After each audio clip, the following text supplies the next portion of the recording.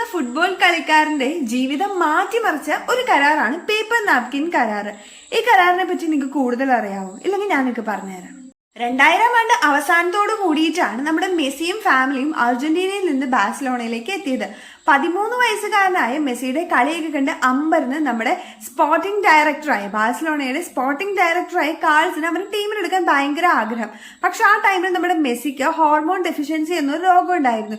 ഈ രോഗത്തിന്റെ ചികിത്സാ ചെലവടക്കം എടുത്തുകൊണ്ട് ഒരു വിദേശത്തൊന്നും വലിയ പേരൊന്നും ഇല്ലാത്തൊരു പുതിയ കളിക്കാരന് ടീമിലേക്ക് എടുക്കുന്നതിനെ പറ്റി മൊത്തത്തിലൊരു മടിയായിരുന്നു.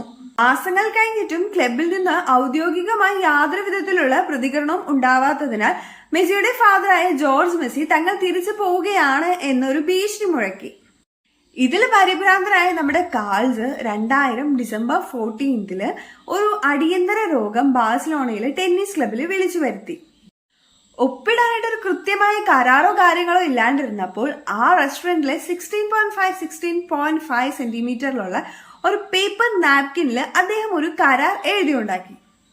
നീലമഷിയിൽ സ്പാനിഷ് ഭാഷയിൽ എഴുതിയ ആ വരികൾ ഇതായിരുന്നു: ബാഴ്സലോണയിൽ വെച്ച് 2000 ഡിസംബർ 14 ചില എതിരഭിപ്രായങ്ങൾ ഉണ്ടെങ്കിൽ പോലും നിശ്ചയിച്ച തുകയ്ക്ക് കളിക്കാരനായ ലയണൽ മെസ്സിയെ ഒപ്പിടുവിപ്പിക്കാൻ FC ബാഴ്സലോണ വർഷങ്ങളോളം ചരിത്രപ്രധാനമായ നാപ്കിൻ സൂക്ഷിച്ചിരുന്നത് മെസ്സിയെ ബാഴ്സലോണയ്ക്ക് പരിചയപ്പെടുത്തിയ ഏജന്റായ ഹെറാസിയോ ഗാഗിയോയുടെ പക്കലായിരുന്നു. ആൻഡോറയിലെ ഒരു ബാങ്ക് ലോക്കറിലാണ് ഇത് സൂക്ഷിച്ചിരുന്നത്.